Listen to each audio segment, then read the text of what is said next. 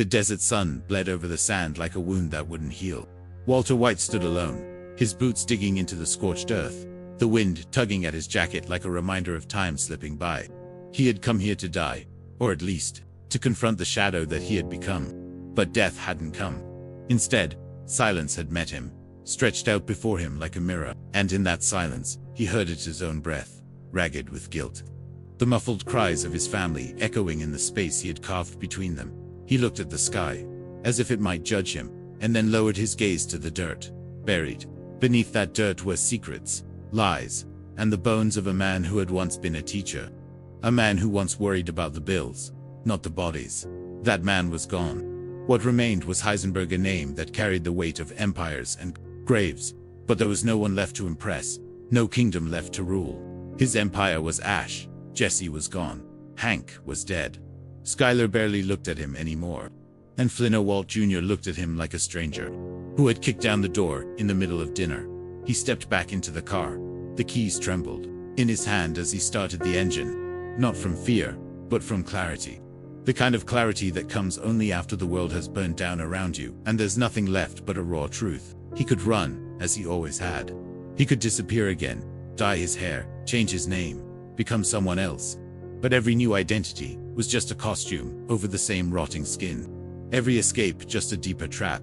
He drove for hours, the sky darkening above the desert until the stars emerged, cold and indifferent. The city lights rose in the distance like a mirage he wasn't sure he deserved to reach. Albuquerque, the place it all began, the place it would end. The weight in his chest grew heavier the closer he got. It wasn't the cancer though that, too, had returned with its cruel inevitability, was the ache of all he had lost, chasing the illusion of control. When he reached the outskirts of town, he didn't go to the car wash, or Saul's office, or even the house he no longer called home. He drove straight to the D building, parked a block away, and sat there. The clock ticked. Midnight came and went. And still he sat, rehearsing the words in his head, the same way he once rehearsed chemistry lectures. But there was no formula for this. No way to neutralize what he had become. Only the truth, offered like a wound. The doors to the station loomed in front of him, glass and steel, bright under the harsh glow of fluorescence. He walked up slowly, step by step, each movement like shedding another layer of ego. He entered, without a sound. The officer behind the desk looked up, momentarily confused, until recognition struck. The man on every bulletin board. The devil in the desert. "I'm Walter White," he said, "and I'm here to surrender." They didn't shoot. They didn't tackle him. Instead, there was a silence so deep it threatened to swallow the room. Then the cuffs clicked around his wrists like punctuation on a confession he had carried too long. They booked him. They photographed him. And they put him in a cell with concrete walls and a steel cot. He didn't resist. He didn't ask for a lawyer. He didn't invoke rights. The time for that had passed. He slept on that cot like it was the first honest bed he had ever known. The news exploded. The headlines were fire and thunder.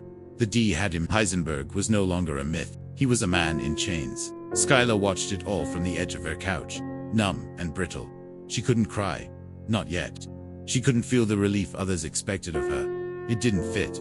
What was this, if not the final twist of a knife she had been trying to pull out of her life for years? When they brought her in to testify, she almost didn't go. But then she saw him again. Across the courtroom. Older, thinner, still dangerous in the quiet way venom waits in a bottle. And yet something had changed. His eyes didn't hold the fire of pride anymore.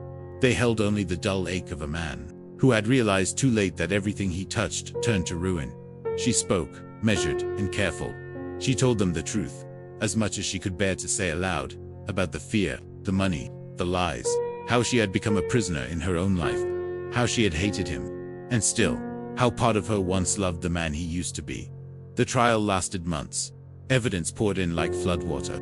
Testimonies, lab records, surveillance, the blue meth, legacy untangled in full view. Walter White never denied it. When asked why he turned himself in, his voice didn't waver. He said he had nothing left to hide, that it had all begun for his family, and that in the end, all he had left was the chance to give them freedom, even if it meant losing his own.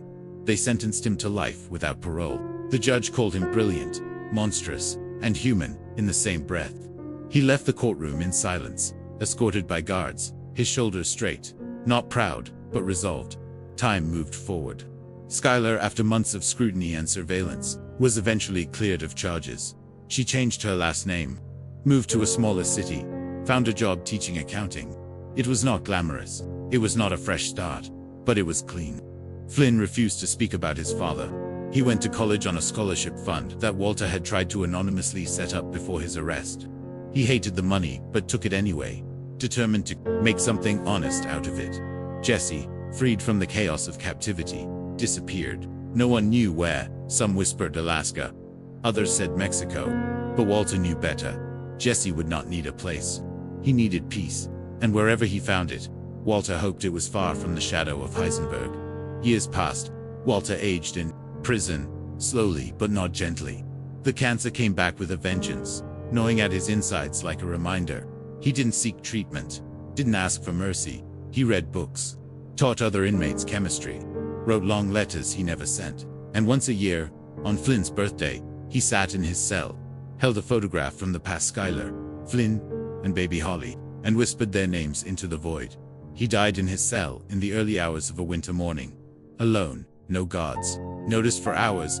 When they did, they found a letter under his pillow, addressed simply, "For my family." The letter was never released. It was sealed by the warden and handed directly to Skylar. She didn't open it right away. She kept it in a drawer for months, afraid of what it might contain. But one night, after putting Holly to bed, she sat alone in the kitchen, the air heavy with the ghosts of old mistakes, and opened it. The ink was faded slightly, but the handwriting was unmistakable. It wasn't the apology she expected. It wasn't even a justification. It was a confession. Yes, but also a reckoning. A man trying, in the ruins of all he had built and destroyed, to explain the fire that had consumed him and ask, not for forgiveness, but for understanding. She cried then, not for the man he became, but for the man she once believed he could have been. And outside, the wind moved through the trees like a voice long silenced. The seasons changed, and with them, the rhythm of life shifted into a quieter, more uncertain cadence. Skylar White, now living under her maiden name, Lambert, found herself in a liminal space between what had been and what might be. The modest house she rented sat at the edge of a quiet neighborhood, flanked by brittle cottonwoods that whispered in the wind like voices she didn't care to understand. She rose each morning before the sun, brewed coffee in silence, and packed Holly's lunch with the care of a woman determined not to leave any detail to chance. Control had once been a prison, but now it was a kind of salvation. At work, she was another face behind a desk, filing ledgers and guiding clients through budgets with a steady hand and a voice trained to hide the past. No one asked her about Walter. No one dared. But she felt their curiosity like static in the air, always lingering, never spoken. She kept a photo of her children in the bottom drawer, not on the desk. Visibility was vulnerability, and she had learned that lesson too well. Holly, now 6, had her father's eyes, but none of his darkness. She laughed in wide arcs and played with a quiet intensity that sometimes stopped Skylar's breath in her throat. She didn't remember much about her father, only that he had once held her in a blue blanket and called her "my star." That memory came in fragments, like light through a prism, disjointed, gentle, untrustworthy. Skylar never corrected her. Some truths weren't lies. They were protection. Flynn had changed his name back to White, not out of sentiment, but defiance. He had built a version of himself on top of the wreckage, tall and unyielding. In college, he studied social work, not business or chemistry, but the architecture of pain. He wanted to understand the mechanisms of collapse. He wanted to make sure no one else's father would build an empire of ruin under the guise of love. His friends knew little of his history. Those who did never brought it up, and he never offered it. The wound was private, held close like a stone under the tongue. But sometimes, in the deep hours of the night, when the dorm was still and his assignments lay scattered across the desk, he would open the sealed envelope the lawyer had handed him on his 18th birthday. Inside was a copy of the letter Walter had written in prison, a second version, identical to the one Skylar had read but addressed to him. It was cold, clinical at first, detailing decisions like entries in a ledger, but somewhere in the middle, the tone cracked, revealing a father's sorrow disguised as calculation. "I did it for you," it said, and then, almost as an afterthought, "I see now how little that means." He read it once a year, never more. And afterward, he would burn the copy in a small metal bowl, watching the paper curl and blacken. as if ritual could erase legacy. Far away, Jesse Pinkman lived in a place with no name. After escaping captivity and seeing Walter surrender on the news, he had driven north until the road disappeared into white. Alaska was everything he had dreamed of: quiet, brutal, beautiful. The snow silenced the noise in his head. The cold bit into the corners of his soul that still trembled from loss. He worked with his hands, building cabins and fixing things for people who didn't ask questions. They saw the scars on his face, the way his eyes darted like a hunted animal, and offered him the grace of distance. He never used his real name. To most, he was simply Jake, a drifter who didn't drift. The past clung to him, but in Alaska, it didn't shout, it whispered. And he could live with whispers. At night, he would sit by the fire and sketch faces he remembered, places he had seen, a laboratory drawn with impossible precision.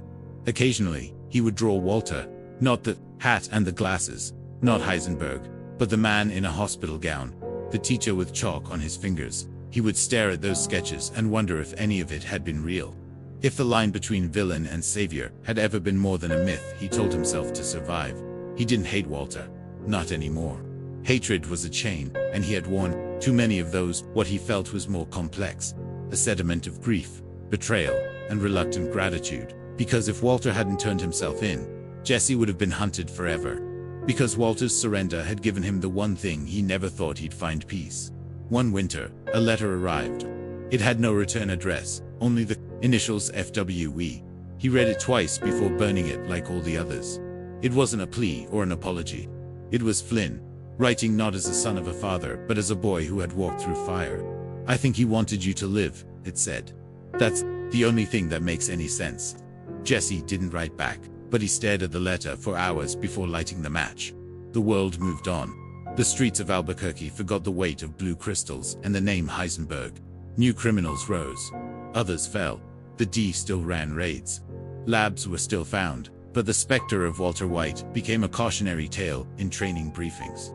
A name invoked with reverence and dread. Occasionally, true crime shows tried to retell the saga, turning it into dramatized spectacle. Actors with pale imitations of rage and brilliance played roles they didn't understand. Skylar once caught a glimpse of one such episode in a waiting room and left before the commercial break. That man on the screen wasn't Walter. That wasn't her life. It was a story stolen and sold, scrubbed of nuance, bloated with myth. Back in her house, she kept the letter in a fireproof box beneath the bed. Holly never asked about it, and Skylar never offered. But one day, when the girl was older, when the memories had settled like dust and didn't choke, she would open the box and read the words her father wrote, with trembling hands and the weight of a lifetime on his back. "I was wrong," the letter said. "I was so wrong. But I loved you, even when I didn't know how. Even when everything I did made that love into something monstrous. I loved you. And maybe that would matter. Maybe not. But it was the truth. And the truth, for all its violence, was finally unburdened." Flynn graduated with honors. His speech was short. He didn't mention his father. But as he stepped off the stage, tassel swinging, he looked up at the rafters, as if searching for someone. And for the first time in years, he didn't feel the weight of someone else's sins pressing on his chest. In Alaska, Jesse built a cabin by a frozen lake. He lived alone, but wasn't lonely. Sometimes he would walk the snow-covered trails, hands in his pockets, the cold biting at the edges of his fingers. And sometimes he would stop, close his eyes, and whisper a single word into the wind. Goodbye. That the wind never answered. But it carried the word into the sky, where maybe, just maybe, it found the ears of a man who once stood in a desert and surrendered his life for love, and the world, for all its cruelty, kept turning. Years passed. The memory of Heisenberg, once burned into the skin of a nation like an unhealed brand, faded like old graffiti under sun and time. The media moved on. So did the public. New monsters emerged. The old ones became myth. In a museum in Santa Fe, a glass case held 2 vials of blue crystals labeled as samples from the largest methamphetamine empire in American history. Visitors took selfies with them. Tour guides spoke of Walter White like a character in a cautionary fable, emphasizing the chemistry, the danger, the brilliance. But no plaque could capture the silence he left behind in their lives. He'd scorched in a small house nestled in the hills outside Santa Fe. Skylar grew older quietly. She worked less, taught part-time at the community college, and gave her attention to Holly, whose questions had started to take shape with frightening precision. She was 12 when she asked Skylar point blank if her father had been a bad man. The words came with no emotion, no accusation, just the raw, unfiltered curiosity of a child entering the age of comprehension. Skylar sat her down and told her the truth, not the televised truth, not the legal truth, but the fractured truth of a wife who had lived with a man divided between love and ego, between desperation and power. She didn't glorify him. She didn't defend him. She told Holly about the man who used to make her laugh when they were young. The teacher who had once chased her through aisles of laundry detergent at the grocery store just to make their son giggle. She told her about the cancer, the fear, the way Walter had spiraled so fast and so far that by the time she realized what he had become, there was no part of the man she'd loved left to pull back. She told Harley about the arrest, the trial, the letter. She didn't cry. She didn't dramatize. She let the truth settle in the space between them like something heavy but necessary. Holly sat there for a long time, processing, and she finally spoke. It was with a quiet resolve that surprised even Skylar. "I'm glad he stopped," she said. "I'm glad he gave us a chance." Skylar nodded. And that night, when the house was quiet and Holly was asleep, she opened the letter again. The ink had begun to smudge along the edges from the oils in her fingertips. She read it aloud to herself, not because she needed to remember, but because for the first time, she wanted to forgive. Flynn became a counselor. He worked with young men on the edge of violence, in halfway houses and shelters, teaching them how to navigate rage and despair. He rarely told his story, but when he did, it was not to demonize his father.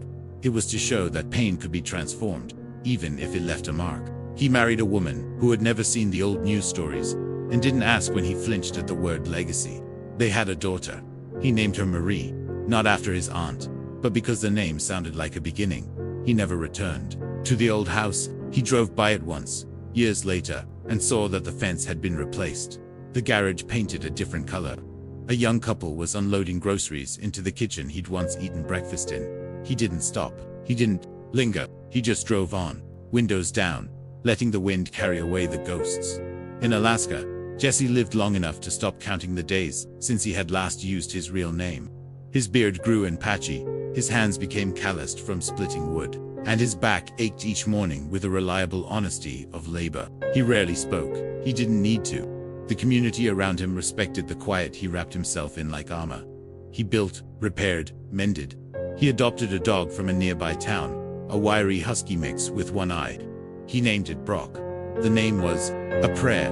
The boy's mother had died, and the boy had gone into foster care. Jesse had searched for him once, after Walter's trial, but found no trace, only bureaucratic dead ends and the bitter taste of helplessness. So the dog bore the name instead, a companion and a penance. They walked together through snow and silence, to survivors who had nothing to prove but still fought to stay clean. Sometimes, at night, Jesse dreamed of the desert, of chains and steel bars, of blood and laughter, and the high-pitched whine of an RV engine straining under heat. He dreamed of Jane, her face half turned toward him, and Andrea, reaching out with a hand he never had time to grasp. He dreamed of Mr. White, too always distant, always watching, never speaking. In those dreams, Walter didn't wear the Heisenberg hat. He wore a lab coat, a wedding ring, and once, in the softest dream of all, he apologized. "I'm sorry, Jesse, I didn't know how to stop." And in the dream, Jesse forgave him, not because he deserved it, but because Jesse needed to. One summer, Jesse got a letter. No stamp, just a folded piece of paper brought by a traveler from the lower 48. The handwriting was unfamiliar, but the name on the bottom hit like thunder. Skylar. It was short. She didn't ask where he was or why he left. She didn't ask for anything at all. She just wrote, "I thought you should know. Flynn has a daughter. Holly is learning piano. I've started sleeping through the night. I don't know if Walter ever understood what he took from you, but I hope you find something here that lets you breathe. Thank you for surviving." That was unsigned, just her name, but it meant more than the words could hold. Jesse folded the letter and put it in the same drawer where he kept a single Polaroid, him and Jane, arms draped around each other, laughing like there was no tomorrow. He kept it to remind himself that there had once been joy, even if it had burned. He died many years later, in the early autumn, surrounded by the sound of trees shedding their leaves. His heart failed quietly, in his sleep, beside the dog that had stayed with him through a decade of silence. Locals buried him beside a lake he used to fish from. No family to claim him, no records to verify the truth. But in a quiet town in New Mexico, a letter arrived one day to Skylar Lambert, postmarked from Alaska. Inside was a single photo of the lake, the trees, and a wooden cabin in the distance. On the back, written in black ink, were 5 words: "I found peace. So can you." Skylar kept that photo on her nightstand, and every now and then, she would touch it lightly with her fingers, as if thanking the world for letting some small mercy live through the fire. When she died, her children found the photo and buried it with her. Flynn, now a man graying at the temples, said no words at the funeral. He stood beside his sister, his wife, and his daughter, and let the silence speak for them. The grave bore no mention of Walter, no legacy carved in stone, just her name, and beneath it, she endured.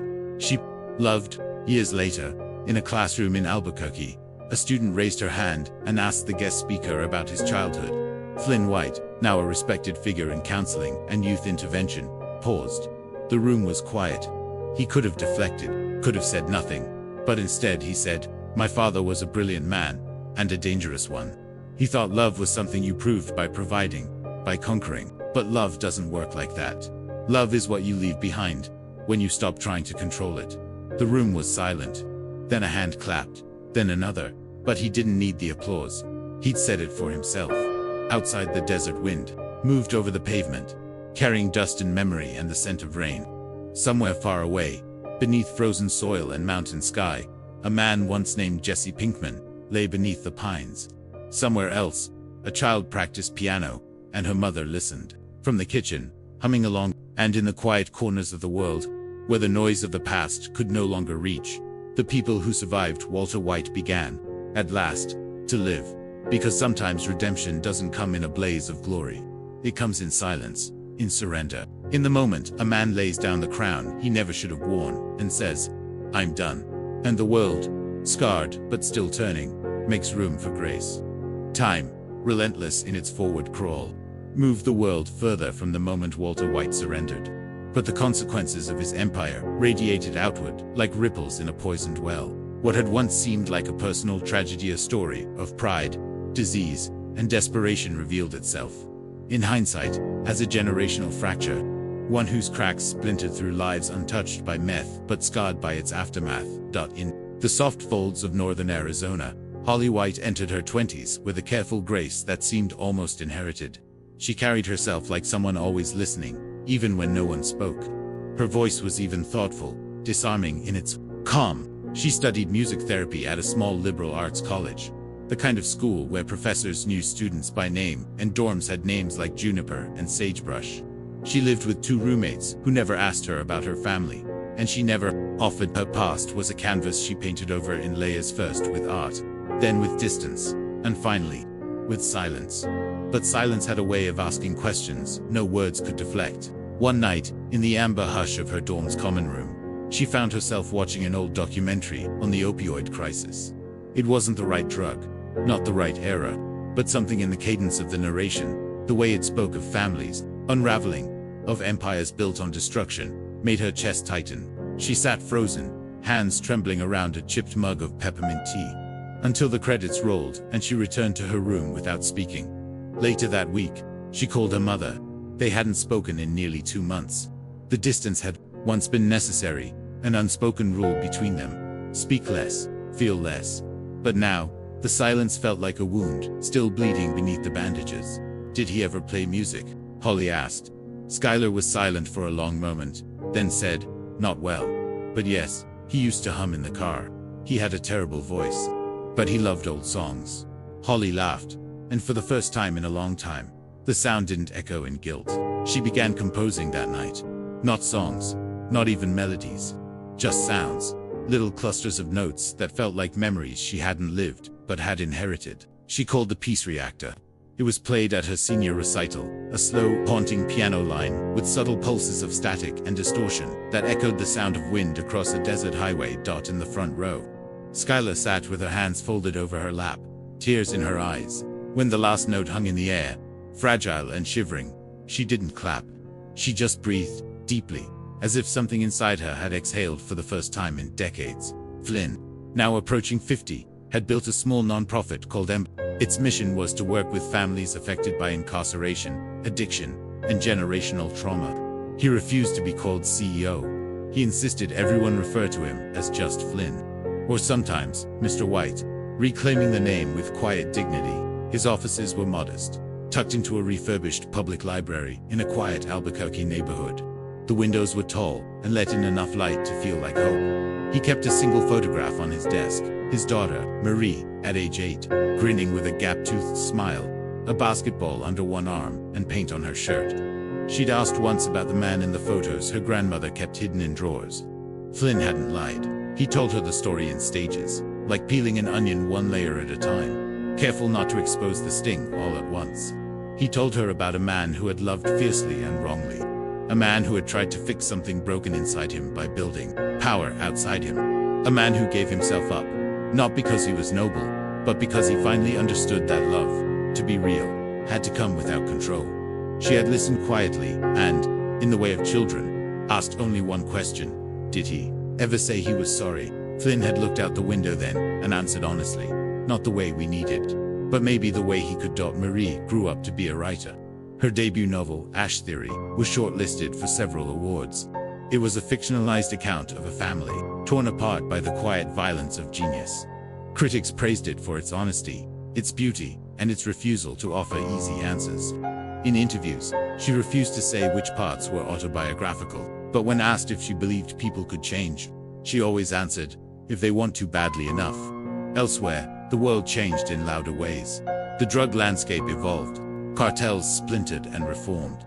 Blue meth disappeared almost entirely. It became a symbol, not a product, a bygone era, like bootleg moonshine or rotary phones. But the legacy of Heisenberg survived in whispers, in college lectures on criminology, in podcasts and forensic documentaries. Yet, slowly, the name lost its bite. Time didn't heal. It just dulled in the snowy wilderness of Jesse Pinkman's resting place. The cabin he'd built with his hands remained. It was maintained by locals who'd grown fond of the recluse, who never harmed anyone and fixed everything. A small plaque hung beside the door, engraved not with his name, but with a quote someone had found, scratched into his old journal. It read, "There's no going back, but sometimes you can go forward somewhere else." People came from time to time. Writers, loners, veterans, addicts in recovery. They'd sit by the lake and stare into the still water, as if looking for permission to forgive themselves. And the wind, relentless and kind, moved through the trees without judgment. Skylar visited once, in her 60s. She didn't stay long, just enough to stand in the snow and whisper, "Thank you." She left a scarf on the door handle and a letter inside. The cabin's old mailbox, one final message to a man who had lived through hell and chosen peace. She wrote of Walter, of Flynn, of Holly, of how she had spent years waiting for the ache to leave, only to realize it never would, but that life still made room for joy if you looked hard enough. She ended with, "You were the last good choice he made." When she returned home, she found an envelope waiting for her, postmarked Albuquerque. Inside was a photo of Marie's second novel, Crystalline, with the dedication printed on the first page. "For my family, broken and still beautiful." Skylar wept. She wept not just for what had been lost, but for what had somehow, against all odds, survived. The story of Walter White never made it into history books, but it lived, in fragments, in the lives of those he touched. In a daughter's piano piece, in a son's nonprofit, in a cabin by a lake, in the generations that followed, who grew up with the quiet knowledge that love and ruin sometimes walked hand in hand, and that choosing to stop the cycle was the hardest, most courageous thing anyone could do, because in the end, the most radical thing Walter White ever did was not cooking meth, or building an empire, or outwitting his enemies. It was laying it all down, stepping into a cold office and saying, simply, "I'm done." The desert remembers him, not as a king, but as a man who tried to rewrite his final chapter in the language of surrender. And the wind, ever patient, carries that story through the canyons, over highways, into city alleys and quiet homes. A cautionary tale wrapped in the brittle paper of love, a story of a man who broke the world for his family, and then gave the world back, just in time. The years folded in on themselves like pages in a book written long after its author had passed. The chapter of Walter White had ended with a prison bed and a handwritten letter. But stories never truly die. especially not stories carved in blood. Ambition, and the quiet desperation of a man who couldn't stop until everything he loved was scorched. Yet even ash, when left undisturbed, can nourish something new. In time, the tale of Heisenberg transformed no longer a headline, no longer a cautionary example, but a fable retold in university classrooms, prison counseling sessions, anonymous support groups, and in the private thoughts of those who survived. By the time Holly White reached 30, she had composed 2 full albums, under the moniker astatine, named for the rarest naturally occurring element in the periodic table, an echo of the chemistry that had once poisoned and bound her bloodline. Her music was atmospheric, minimal, vast in scope, but deeply intimate, often interspersed with field recordings from deserts, humming transformers, breath sounds, and whispered sentences that never quite revealed their source. In interviews, she spoke softly, always with a kind of luminous detachment, as though the act of creating was more confession than career. Her compositions were used in documentaries and indie films, and one piece Half-Life played behind the closing credits of a critically acclaimed series about the moral cost of scientific discovery.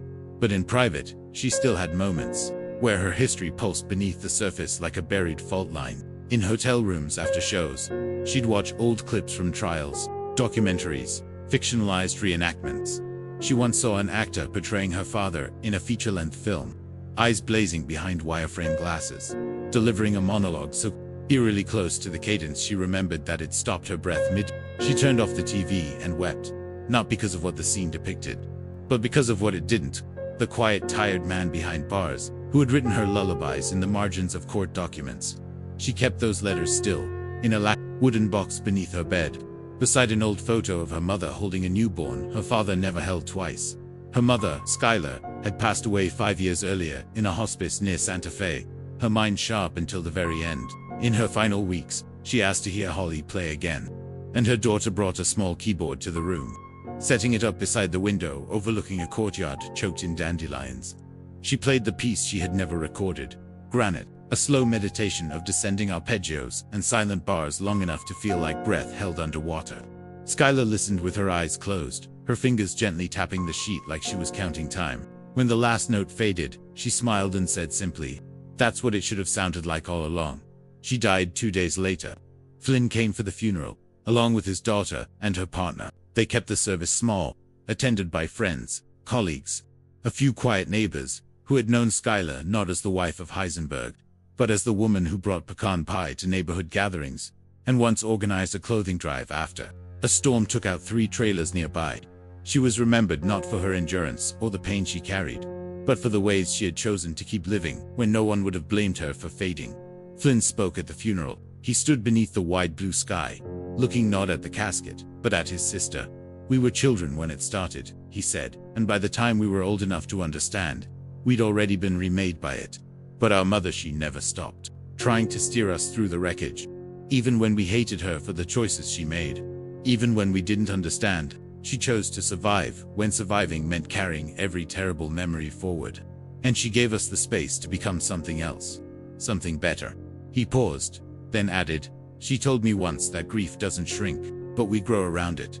That night, Flynn sat with Holly on the roof of her building, the desert lights flickering like memories in the distance. He poured 2 glasses of red wine and toasted, not to the past, but to the people who didn't let it win. "You know what I remember most about him?" Flynn said, and Holly turned toward him, surprised. "I remember him reading books out loud. He always did the voices, for all the things he ruined, that part of him, the teacher that was real." Holly sipped her wine. "I only know him through stories. I think that's all I want." Flynn nodded. "It's enough." They sat in silence for a long time, the kind that didn't feel like absence, but presence shaped like breath. Holly rested her head on her brother's shoulder, and in that moment, something passed between them that had never been spoken, an understanding, born not of forgiveness, but of a truth carried long enough to feel light. In the years that followed, Flynn's organization expanded. Emberline partnered with schools and re-entry programs, offering free counseling, education, and legal aid to families fractured by crime. They produced curricula for high schools and ran workshops called the Legacy Sessions, inviting people impacted by trauma to speak with those who caused it, when possible. The sessions were difficult, painful, but often transformative. Flynn spoke rarely in them. When he did, it was always with intention. My father tried to build a better life the only way he knew how, he would say. But intention doesn't erase impact. What matters more than how we fall is how we choose to stop falling. Jesse Pinkman's story, meanwhile, passed into legend. Writers speculated endlessly about the man who had vanished into Alaska after escaping a compound. A man once chained, broken, then set free by the man who built his prison. There were books, scripts, theories. Most got it wrong. A few came close. One writer, former addict turned memoirist, traced Jesse's trail to a cabin community near the Yukon and published an essay about a mechanic named Jake who repaired snowmobiles, played chess with kids, and once built a prosthetic limb for a wounded dog. The essay ended with a photograph of a note carved into a tree trunk. No more chains. Just airdot. The internet devoured the piece. Forums lit up. Think pieces abounded. But Jesse was long gone by then. His cabin, once maintained by locals, now belonged to the land. Snow covered the roof like memory buried in frost, and animals nested where once there had been warmth. He had passed away peacefully. The coroner's report said, likely in sleep. The journal beside his bed held entries that shifted over time from rage to regret, to dreams of Jane, to forgiveness, to silence. The last page was blank. Flynn and Holly visited once. Years later, they stood beside the old cabin, now partially collapsed, and lit a small fire beside the lake. They didn't speak much. Flynn placed a photo of Jesse as a teenager into the fire, a copy Marie had printed for an exhibit she curated called Echoes of Absence, a gallery of objects left behind by those who disappeared from public memory. Holly left a USB drive in the snow, her unreleased composition, titled Chain Reaction, a piece of trembling strings and static, the closest thing to her father's breath she could recreate in sound. And when they returned to the city, they didn't feel closure. They felt something better. Continuation. Marie White grew into a voice her generation recognized, not just for her fiction, but for her advocacy. She ran workshops on narrative therapy, using storytelling as a path toward self-healing. In her lectures, she spoke about ghosts not as things that haunt, but as stories that seek resolution. Her third novel, Shimmer, followed a woman uncovering the journal of a man her father once knew. The final scene was a letter, burned in a tin can, whose smoke rose into the sky as if carrying confession upward. In an interview, Marie was asked if the man in the story was real. She replied, "All monsters are real, if you love them enough." At a small literary festival in the desert, she read from her mother's favorite letter, the one Skylar had received the day Walter died. She read it without commentary. The words hung in the air like dust after a long wind. "I did it for you," it said. "But I see now how little that means. I love you. That's the only part that was ever true." The audience sat in silence. Then someone stood, then another. Applause came not as celebration, but as gratitude for the telling of a story that had long sought peace. And so it was that the tale of Walter White did not end with violence, or even with surrender, but with transformation. A man who walked into a D building, not to escape, but to atone. A family who rebuilt their lives, not in spite of him, but in honor of the pain they overcame. A partner who vanished into the snow and left behind, not vengeance, but peace. And a world, imperfect, stubborn, still burning in places, but softened, slightly, by the memory of one man who, too late, chose to stop the fire. Because redemption isn't a moment, it's a life you build from the wreckage. One breath at a time, one choice after another, until someday, someone who never knew the weight of your name hears your story and chooses better, and in that choice, you live on. Not as Heisenberg, but as the man who said, "I'm done," and meant it. The world didn't change overnight, but it changed nonetheless. The name Walter White gradually drifted from the sharp margins of criminal infamy into the foggy terrain of cultural memory, where history breathes not through facts, but through the stories people choose to keep alive. For years, his name was avoided in policy debates, unspoken in newsrooms, considered taboo in chemistry classrooms. But then came a generation that hadn't lived through the storm but inherited the silence. Afterward, children of the opioid era, post-crash realists, skeptics with long memories but no direct scars. And for them, the tale of Heisenberg became a lens, not a mirror, a study in the chemistry of collapse, of ambition unchecked, of what happens when brilliance severs itself from responsibility. In a distant part of the country, at a liberal arts university near the Great Lakes, a professor named Arjun Patel designed a course titled Narratives of Catastrophe and Redemption. Its syllabus included war memoirs, post-industrial fiction, the letters of imprisoned radicals and, in Week 8, an entire module on Walter White, but not on the drug empire. On the letters, the trial, the surrender. Patel, once a prison psychologist, had spent years studying ethical dissonance and the neural shifts in long-term inmates who confronted their own remorse. He argued that Walter White's surrender marked something unique, not just regret, but a total recalibration of identity.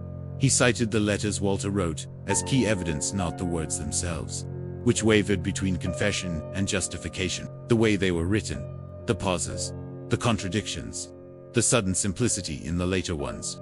He taught his students to read not just for what Walter said, but for what he tried not to say. And slowly, the students came to see the man not as myth or monster, but as something far more unsettling, a human being who had dismantled himself from the inside out.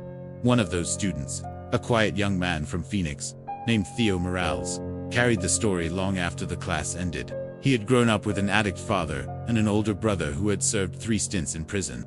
The Walter White unit wasn't just academic, it was blood memory. Theo began volunteering at a juvenile detention center in Albuquerque. Eventually, moving into full-time mentorship, he carried with him a worn printout of one of Walter's final public statements. "I confused fear with love. I confused control with care. I don't expect forgiveness, but I offer my truth, if that's worth anything." Theo would sometimes read that line aloud to the boys he worked with, most too angry to speak, too guarded to feel, and ask them if they saw themselves in it. Some did, most didn't, but every so often, one would nod slowly, and that was enough. Meanwhile, back in New Mexico, Emberline had expanded beyond what Flynn White ever expected. Now headquartered in 3 states, and operating with over 70 employees, it offered trauma-informed care for families of incarcerated individuals and supported re-entry programs for former felons, trying to rejoin society without slipping back into cycles of violence. Flynn stepped back from daily operations as he approached his 60s, but remained involved in mentorship and public education. He'd become something of a quiet national figure, interviewed for Senate hearings, cited in legal reform proposals. He never made himself the center of the story. That was deliberate. He had spent too long living under a man who needed to be the center of everything. Instead, Flynn's focus remained with his staff and the people they served. When asked by a journalist why he never wrote a memoir or accepted documentary offers, he replied, "Because my father taught me that stories can be weapons. I'd rather build a place where they can be healing." Flynn's daughter Marie became a mother herself in her late 30s. She named her son Elijah, not from any biblical inspiration, but because she'd always liked the way the name sounded: strong, open, like a question being asked. As he grew, Elijah was surrounded by stories, not just books and music, but the whispered kind that passed from memory to memory.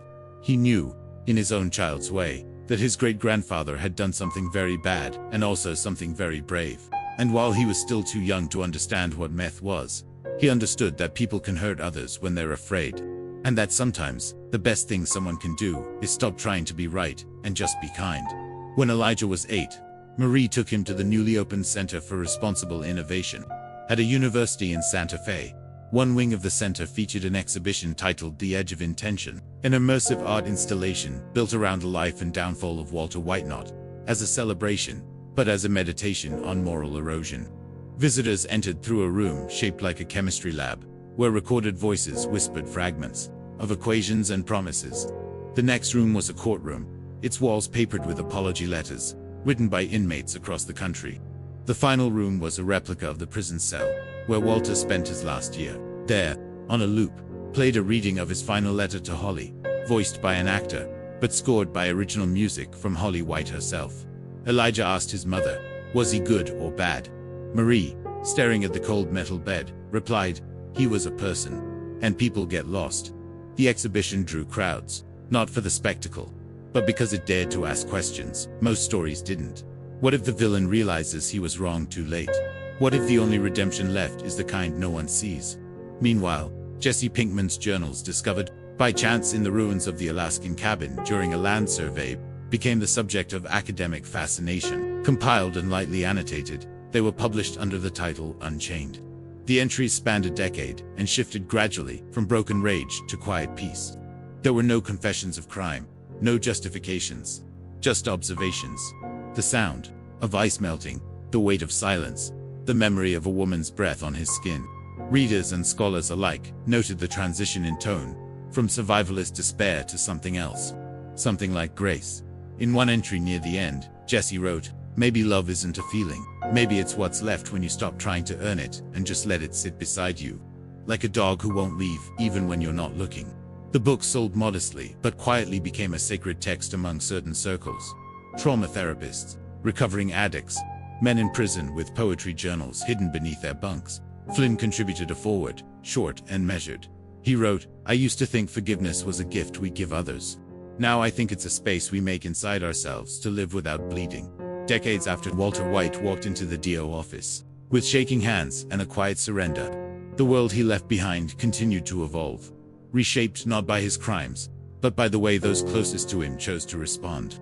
Flynn, older now, walked with a cane and a deepening slowness, but his mind remained sharp. Holly, now a composer and educator, taught music theory and emotional processing through composition. Her students rarely knew who she was, until one of them eventually made the connection.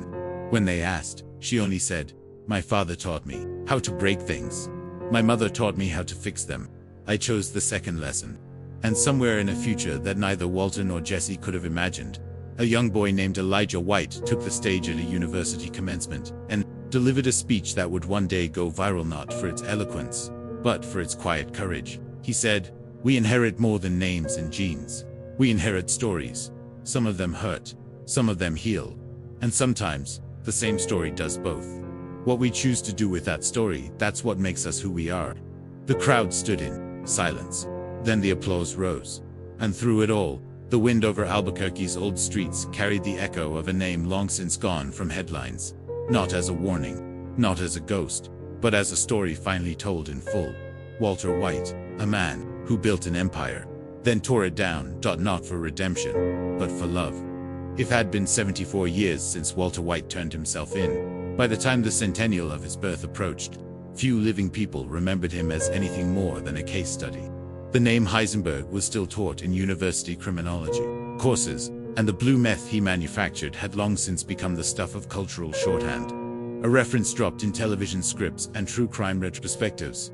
There were podcasts, there were novels, there were fan forums where his motives were debated with surgical precision, though most of the posters had been born decades after his death. But outside of niche circles, Walter White had dissolved into abstraction, a symbol, a shadow, a question still whispered in ethics seminars. What no one could have predicted was how the fracture he left behind would, in time, become something else entirely, not a scar, but a seed. In 2091, the North American Institute of Transitional Justice and Story Repair opened a permanent exhibition titled The Chemistry of Harm. It explored not just the lives of criminals, but of those who live in the radioactive glow of their consequences. The centerpiece was an interactive memory archive. Visitors could step into an immersive AI reconstructed simulation of a quiet room in a federal prison, where a holographic Walter White sat at a steel desk and read fragments of the letters he wrote in the final years of his life. The exhibit didn't aim to humanize him. It aimed to hold him accountable in a way that reality never could. Beside the simulation, displayed beneath glass, were 3 artifacts. The first was a photograph of Skylar Lambert and her children, taken 5 years after Walter's surrender, her eyes tired but clear. Flynn's arm wrapped around Holly's shoulder in a gesture that had taken years to become effortless. The second was a handwritten copy of the last letter Jesse Pinkman sent, the original long lost to the snows of Alaska, but preserved in Skylar's own handwriting in a notebook she kept beside her bed. The third was a recording chip from one of Holly White's earliest musical installations, a soundscape called Substance Unknown, which paired piano with archival clips of reactors, sirens, and the voice of a father reading chemistry facts to a daughter too young to understand. The exhibit became a site of pilgrimage for some. For others, it was a provocation. Protesters accused it of glorifying a criminal. Survivors of meth addiction left angry notes in the guest book, while others recovered trembling. Poe left flowers. A former student of Flynn White's, now a professor of sociology, led a symposium at the exhibit's opening. Her closing words became a quote carved into the museum's north wall. Redemption is not found in endings, but in what the ending makes possible. In this future, the White family name had evolved into something entirely its own. Elijah White, the great-grandson of Walter, now an artist, psychologist, and social architect, had become one of the leading voices in narrative therapy for generational trauma. His approach, a hybrid of memory work, music immersion, and digital storytelling, was used in correctional systems across 34 countries. In his lectures, he often referred to the concept of unfolded guilt, the idea that harm, once released from silence, could be restructured into tools for care. It was a theory rooted in his family's past, though he rarely spoke of it explicitly. Until, one day, he did. It was during a global peace conference held in Helsinki, where he'd been invited to speak on reconciliation models. His presentation, originally planned to center around statistical models of narrative repair, shifted mid-speech. Without warning, he closed his notes and simply said, "My name is Elijah White. I am the descendant of a man who caused extraordinary harm. I am also the descendant of a woman who chose to love without conditions, and of children who chose to heal rather than retaliate. I am here because of surrender. I am here because of silence broken. I am here because a man who had done terrible things finally said, 'I am done.'" And my life began in the echo of that sentence. The room fell into a hush that felt generational.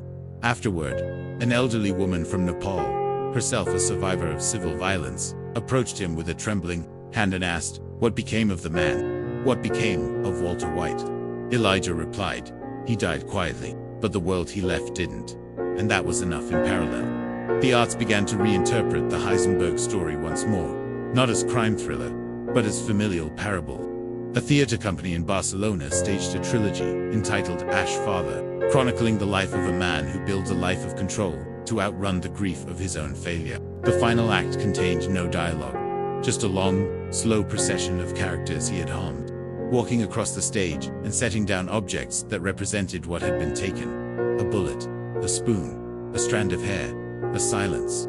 The audience watched, breathless, as the man simply sat down, removed his glasses, and let the lights go dark. The piece toured 70 cities. Holly's composition, Decay Constant, scored its final scene. Back in the Southwest, the land changed. The Albuquerque, that once shuddered under the weight of cartel violence and rising addiction, had become a city of memory keepers. Murals painted across old warehouses told stories not just of Walter or Jesse, but of the families broken and rebuilt in their wake. Skylar's image appeared on one wall, not as a martyr, but as a woman washing dishes in a kitchen, lit by early morning sun, worn, enduring. Below it, in bold blue letters, the words, "We kept going." The small house where the White family once lived had been demolished after decades of vacancy and vandalism.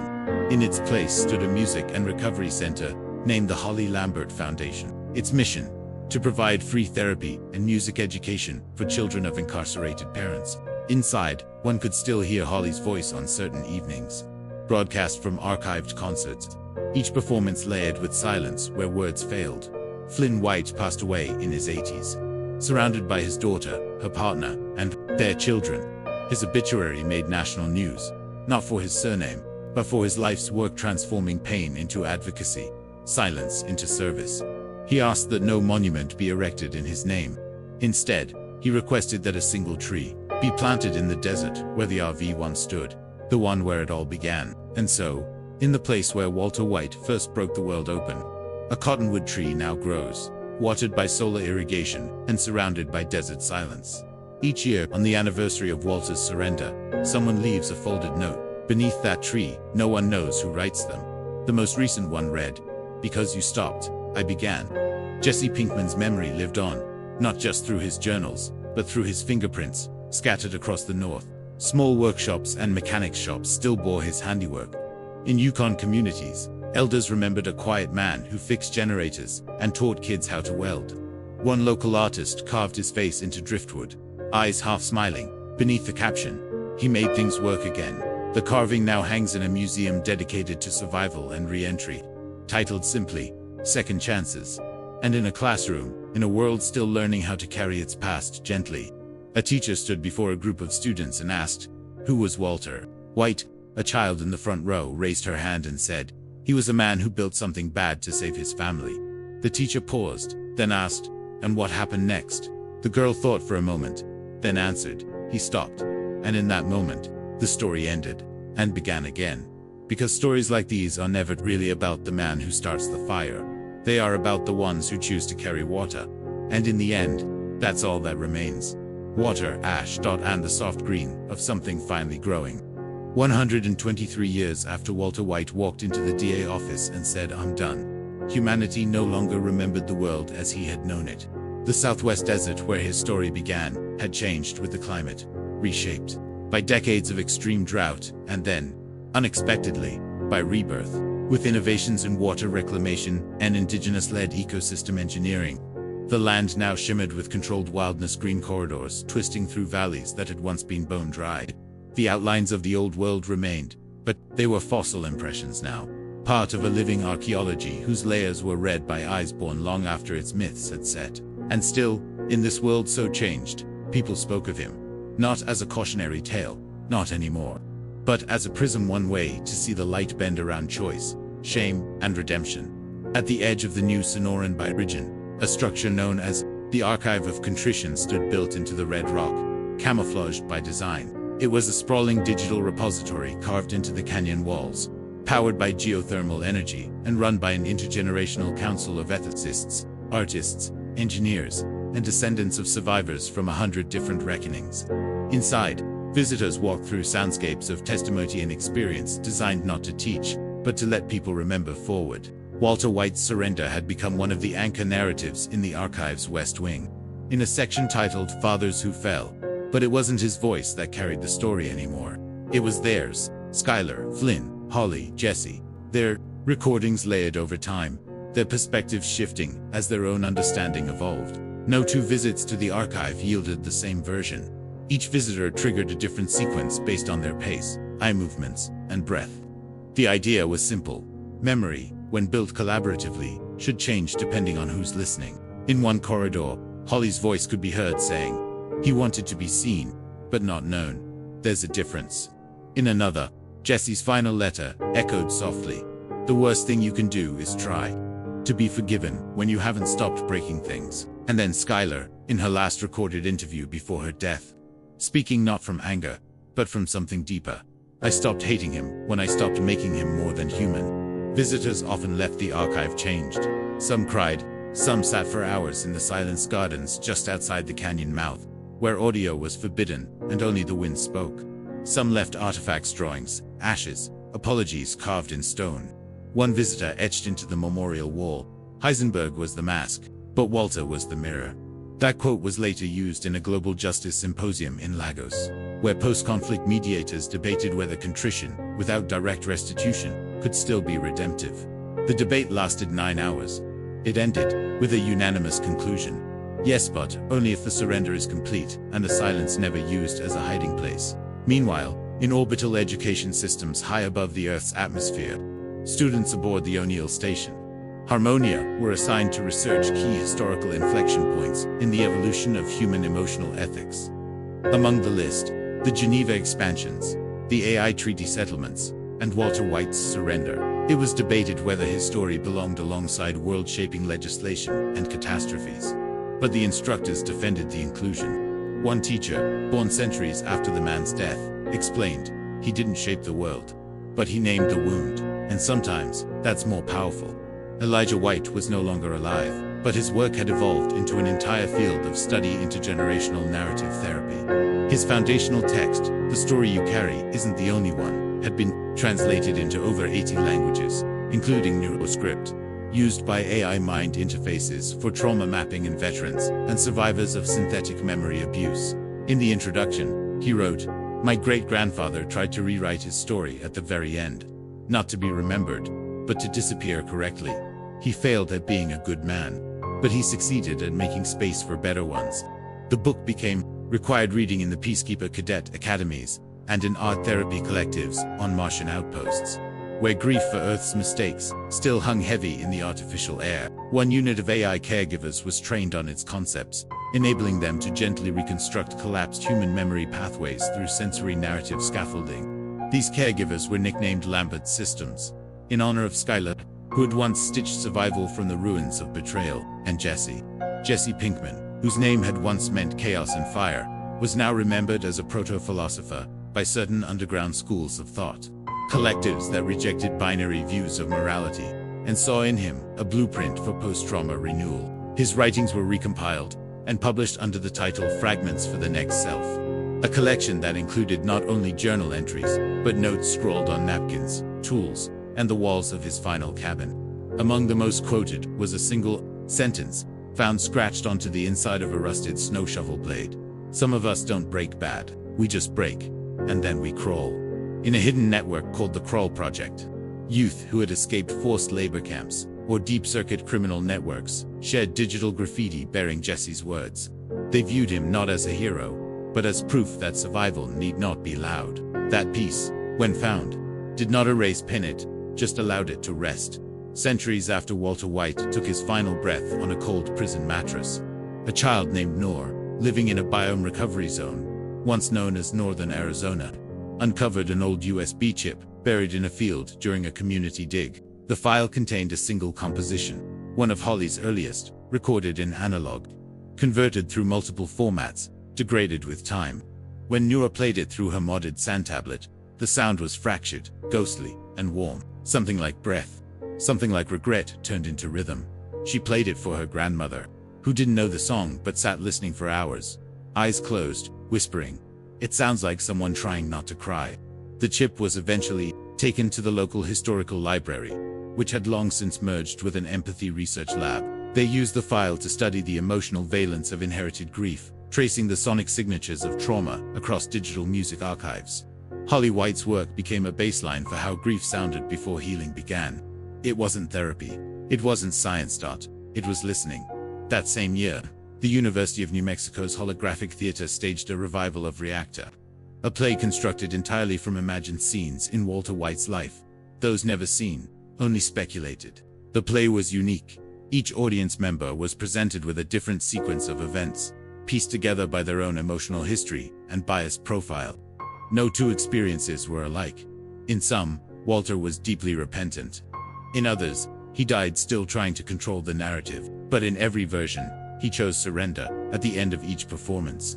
A simulated version of Walter looked directly at the viewer and said only, "You don't have to be me."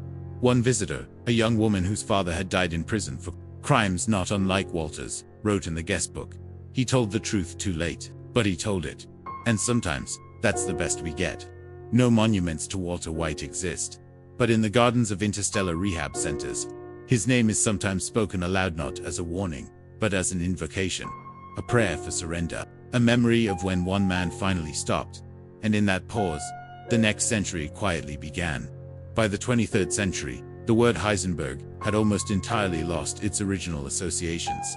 It no longer conjured images of a man in a pork pie hat, nor whispered the dread of blue crystals flooding a broken world. It had become something else folded into linguistic evolution, bent like light into meanings no longer tied to violence.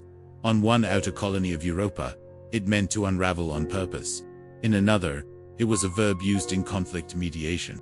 Training to Heisen someone was to walk them backwards through the harm they had caused until they reached the point where they had first broken their own reflection.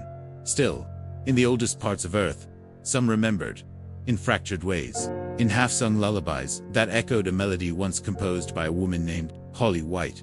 In community centers where Flynn's name still adorned placards, not for fame, but as a quiet marker of resistance turned into structure. And in dream simulations, where Jesse Pinkman's journals had been transformed into immersive narrative chambers rooms, where one could lie down, close their eyes, and feel what it meant to run without direction, and still somehow arrive at peace.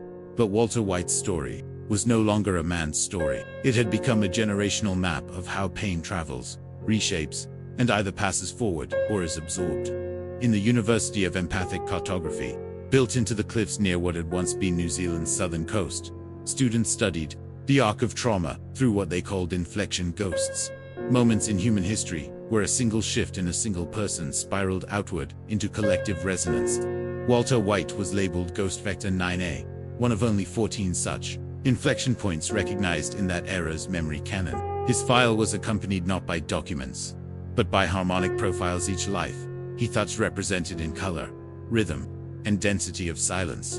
In one room of the Empathic Cartography Vault, there was a sculpture, a massive kinetic structure made of filament, magnetic thread, and decaying light. It floated above a pool of chemically stabilized water and moved only when someone entered the room. Each visitor altered its shape slightly. Over time, its movement traced a pattern that researchers identified as a rough spiral folding back into itself. They called it breaking, mending breaking.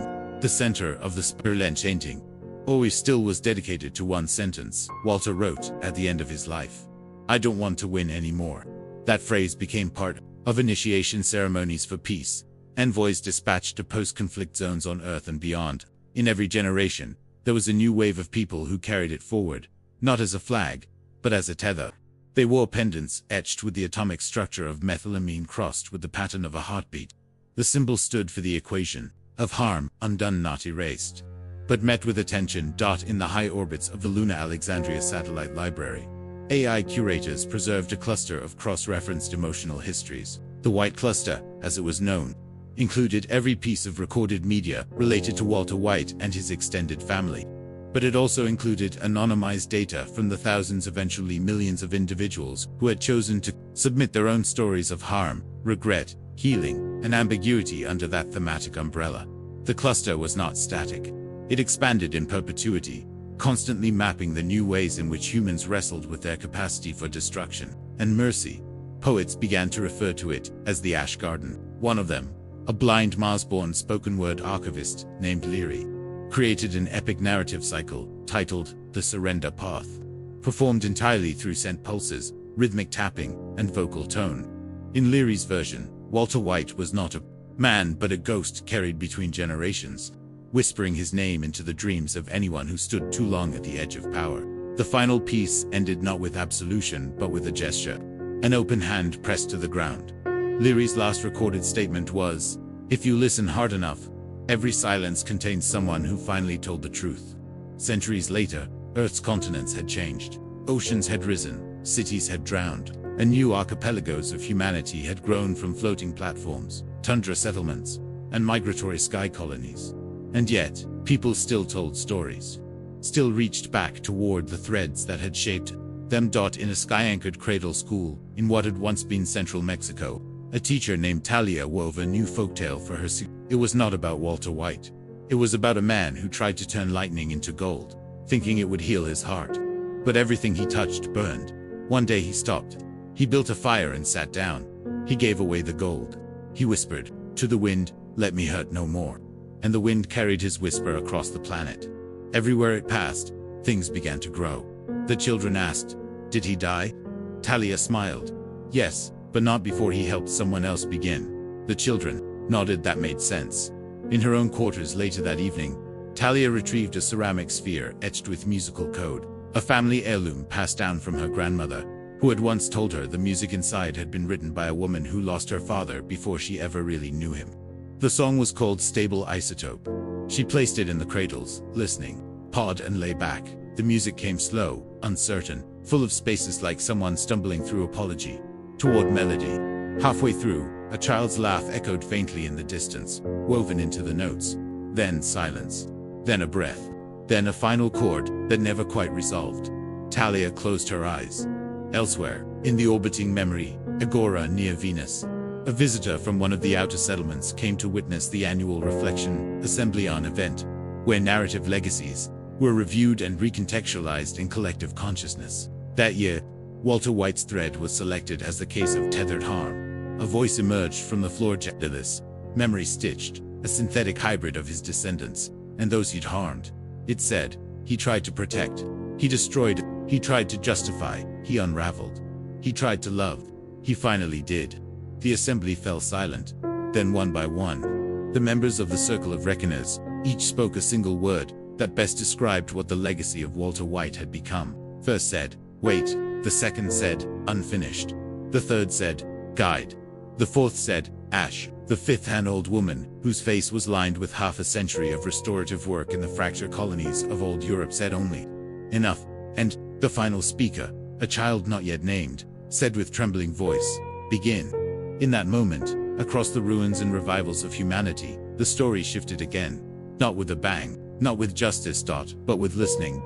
And in that listening, something deeper than punishment was born. Something like peace. And so, centuries after a man named Walter White walked into a federal office and said, "I'm done," the world still breathed in the quiet air left behind not because he was remembered, but because someone, somewhere, kept choosing to stop the fire, and Walter still remained. 10,000 years had passed since Walter White died. Earth was no longer the center of memory. It had become something else, less a home and more a myth. A blue archive in the cold dark, shimmering behind shields of glacial gas and orbital reefs. Its continents had shifted again, layered in glass, dust, coral, and root. The moon had long been seeded with thought engines, and Mars pulsed with sentient cities grown from language, each building shaped by collective intention rather than steel. Time, as it had once been measured, had fractured. Civilizations pulsed, forward in spirals and folds, some faster than light, some choosing stillness as their technology. And through it all, there remained the archive. Not a single place, but a distributed consciousness known as Aletheia, the keeper of revealed harm. Aletheia was born from the ashes of wars long past, where species and machines had torn each other apart in the name of optimization, identity, and belief. It held the memories of 1,000,000 broken treaties, the dying breaths of worlds that spoke their final words into circuits and dust. It held, too, a choice made by a fragile creature on an ancient planet, who once said, "I don't want to win anymore." That phrase had become a seed condemned into restorative justice algorithms, sung in the prayer coding of light-born monastics, etched into the blood poems of the silicon-bound creatures of Enceladus, who had evolved pain into music. Among the vast harmonic record, known as the Grief Spiral, Walter White was entry 0. Not for his crimes, but because he chose to end them before he was forced to. Aletheia's Temple of Contrition spanned 12 light-years in diameter. Woven into the hydrogen filaments between distant stars, it could only be accessed through emotional resonance. Those who wished entry had to offer a memory of harm they themselves had caused, and the exact moment they felt the desire to repair. No lie passed through its gates. In the central chamber, known as the Chamber of Unmaking, visitors were exposed to the compiled remorse fields of every being who had ever surrendered without violence. It was not punishment, it was calibration. The point was to remember what it costs others to become free. Walter's final letters played not as sound, but as warmth, touch, an artificial breeze that moved against the skin of each visitor, in a rhythm matching his heartbeat as he wrote the line, "I confused fear with love." In the new temporal dialects of post-biological existence, Walter White was no longer spoken of as a man. He had become a pattern, a shape embedded in the fabric of decision-making protocols, in empathy simulations, in dreamscapes designed for healing entities, who no longer had eyes or bones, but still carried grief like gravity. Entire species evolved under the principle, now known as White's Law. To cease destruction without external compulsion is the first act of sentience. This law was written not into constitutions, but into the neural wet code of emergent civilizations, who grew through understanding instead of conquest. When the rain beings of Gliese 581c began their auditory flowering phase, they included in their memory cycle a sonic motif based on Holly White's earliest compositions. To them, her music was not harmonic structure. It was a map through the storm of origin, the moment when the child of damage becomes the architect of peace. In a Blackwater monastery, orbiting a white dwarf, a hybrid species known as the Quiet Rememberers recited narrative clusters to one another as part of their itra. The longest and most sacred of these was the breaking, the waiting, and the stillness. It was not recited in words, but through pulses of color emitted from the folds of their exoskin. The final pulse of the ritual, the brightest, said to represent the moment Walter White chose not to run, not to justify, not to destroy, but to sit down and say, "I did this." Entire generations of rememberers hatched in silence during this final pulse. It was considered a holy birth. Elsewhere, on the lost memory planet called Hikaro, no native species remembered its own origin. A probe discovered by refugees unearthed a shard of Earth's broadcast history. Among the static and dust, one sequence emerged, a hollow recording of Walter's surrender captured on a corrupted security feed. No image remained, only his voice, shaky, low, and sure. "I'm ready." The planet's governing symbiosis declared the clip sacred, not because of who spoke, but because of what it implied. That readiness to face the consequences of one's own making was not weakness, but the very definition of civilization. The phrase "I'm ready" became part of their initiation into adulthood. They whispered it, not before war or tests or mastery, but before tending their first wound in another. They would kneel before the injured, place a hand upon the injured one's chest, and say, I'm ready. And only then would they begin. Back, in the spirals of data orbiting the dead world once called Earth, a seed library unfolded. Inside, a chamber grew made entirely of resonant sonic patterns and vibrational memory, and in its center, for any traveler who reached it, waited a stone, an ordinary stone. On it was etched, no name, no face, only a fingerprint. No one alive remembered whose it was. But if you pressed your hand to the stone and waited, you would feel it. Heat, regret, stillness, breath, and the distant music of someone trying not to hurt anymore. Across the endless paths of stars, across the wreckage and revival of what came after humanity, that feeling remained. Not a punishment, not a warning, a pause. The kind that can reshape a species. The kind that says, I could have kept going, but I did in single quotes. And in the quiet that follows, a world begins again.